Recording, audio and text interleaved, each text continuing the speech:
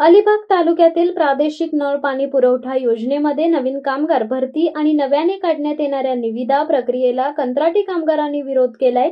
तसे झाल्यास तब्बल 60 कंत्राटी कामगारांवर उपासमारीची वेळ येणार आहे।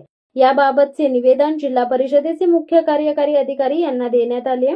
कंत्राटी कामगारांनी सोमवार दिनांक 7 एप्रिल रोजी पंडित पाटील यांची भेट घेऊन लक्ष घालण्याची विनंती केली आहे। अलिबाग तालुक्यातील प्रादेशिक नळ पाणी पुरवठा योजना 3 विरा, कुसुंबळे, रेवस झोन 1, रेवस झोन 2 आणि उमटे या योजनेमध्ये 60 कंत्राटी कामगार सन 2007 पासून देखभाल दुरुस्ती व पाणी वाटप करण्याचे काम करीत आहेत। रायगड जिल्हा परिषदेच्या जलव्यवस्थापन व स्वच्छता समिती दिनांक 24 एप्रिल 2007 च्या सभेत काम नंबर 9 व ठराव क्रमांक 220 नुसार आम्हास मान्यता देण्यात आली आहे। या योजनांसाठी नव्याने कामगार भरती करण्यात येत आहे।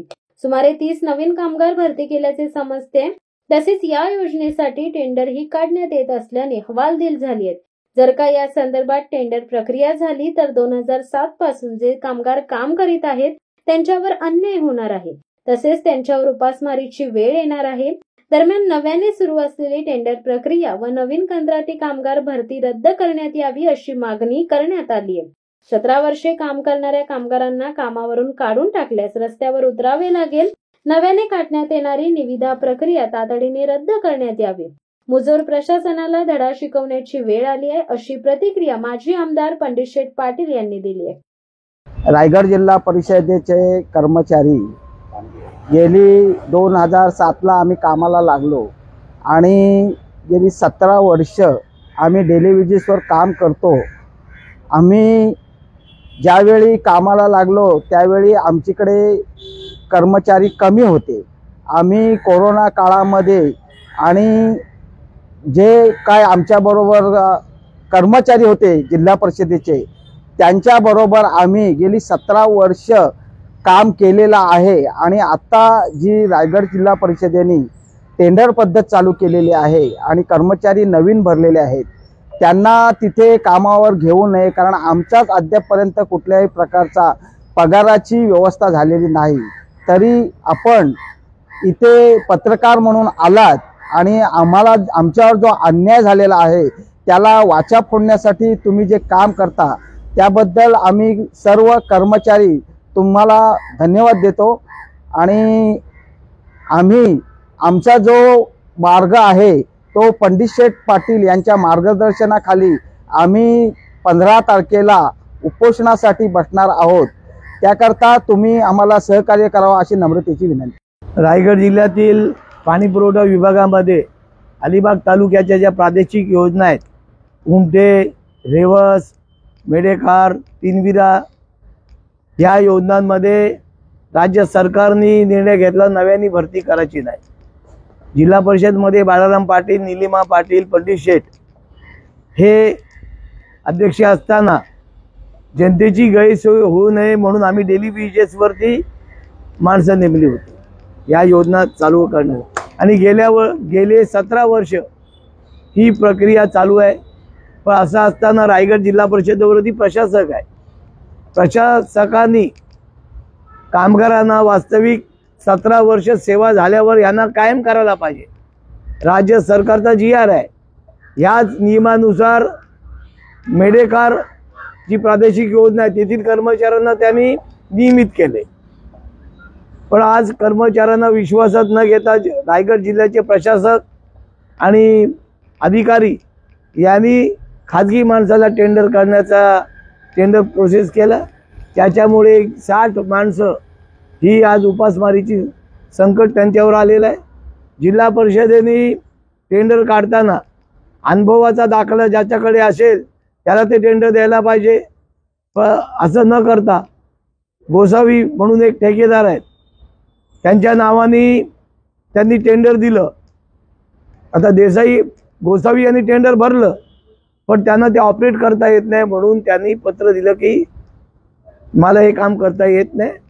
तर मला भेटायला कामगार आले, त्यांनी त्यांची कैफियत मांडली।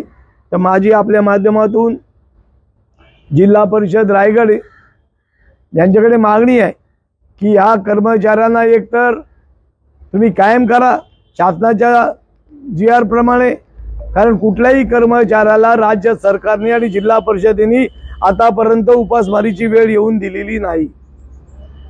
आज कर्मचाऱ्यांचं म्हणणं आहे की आज प्रशासक असल्यामुळे लोकप्रतिनिधी रोज 10 माणसं पाठवतात। आता कामगारांची संख्या 100 झाली। जी योजना गेली 17 वर्ष 60 लोक ऑपरेट करत होती, कामगारांची संख्या वाढल्यामुळे यांचा पगार कमी होईल। तर माझी मागणी आहे जिल्हा परिषदच्या एक्झिक्युटिव्ह इंजिनियर यांच्याकडे की तुम्ही टेंडर काढताना स्टॅपिंग पॅटर्न फिक्स करा, किती लोकांना रोजगार देणार ते फिक्स करा आणि अनुभवी माणूस असेल त्याच्या नावाने टेंडर पास करा। आज जिल्हा परिषदेवरती प्रशासक आहे, सगळंच काय आमदाराचं ऐकलं काम नाही। आज जिल्हा परिषदचे मेंबर होते, जिल्हा परिषदचे माजी पदाधिकारी होते, त्यांना पण विश्वासात घेऊन काम करायला पाहिजे। जिल्हा परिषदच्या प्रशासनाच्या गैरकारभारामुळे आज जिल्हा परिषदेला नामुष्की आली की जे टेंडर भरलेलं आहे ते त्या ठेकेदारांनी रिफ्यूज केलेलं आहे। त्यांनी पत्र दिलं की मी हे काम करून शक्य नाही आणि आज टंचाईची परिस्थिती आहे। रायगड जिल्ह्यामध्ये लोकांना भीषण पाणी टंचाईला सामोरे जात असताना ह्या जर कर्मचाऱ्यांनी जर संप उगारला तर ऐन उन्हाळ्यामध्ये पाणी टंचाईमध्ये लोकांना पाण्याचे पासून वंचित राहायला लागेल। म्हणून माझी मागणी आहे की जिल्हा परिषदेने पुन्हा याचा फेरविचार करावा। त्यांना जर या कामगारांना जर कायम करता येत नसेल तर टेंडरमध्ये या कामगारांना तुम्ही प्राधान्य द्या, कारण त्यांना अनुभव आहे, त्याच्यामुळे योजना पण सुरळीत होतील आणि त्यांच्यावरती उपासमारीची पाळी येणार नाही।